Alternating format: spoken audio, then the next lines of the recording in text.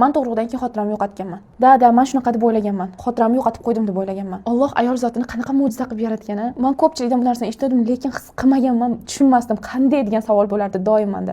Lekin sizlarda ham bo'lganmi? To'lg'oq boshlangandan boshlab toki bolangizni bag'ringizga bosgunizcha bo'lgan og'riqni umuman eslamaysizlarmi? Bu qanaqa mo'jiza bu o'rtoqlar? Da, to'g'ri, o'sha momentda bo'lgan har bitta holatni eslaysiz. Nima bo'lgani, qanaqa bo'lgani, hammasini esla olasiz, lekin обязательно qanaqa og'riq bo'lganini eslamaysiz. Menda ham xuddi shunaqa. Hozir misol uchun tug'ish qiyinmi, tug'ish og'riqlimi desa, prosta o'ylanamanda, yo'q deyman.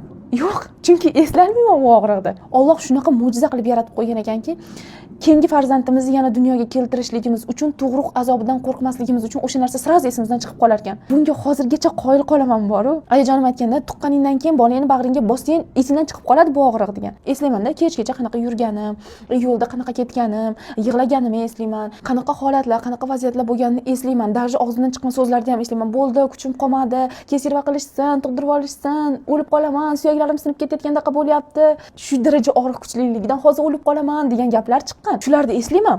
Lekin shu gapga sababchi bo'lgan og'riqni eslolmayman. Yoki kimdir esla oladimi? Eslashinglar mumkin, o'sha momentda da bunaqa og'riganman deysa, lekin o'sha og'riqni tushuntirib berolmaysizlar, to'g'rimi? To'lg'oq paytidagi og'riqni umuman eslab bo'lmas ekan. Bu qanaqa mo'jiza? Даже o'sha bolani bag'rimga bosishgan momentlargacha eslayman. Issiqqina, yumshoqqina go'sht ustimga qo'yilganigacha esla olaman. Lekin og'rig'ini eslolmayman. Bu qanaqa mo'jiza? Kommentariyada yozib ketinglar o'rtoqlar.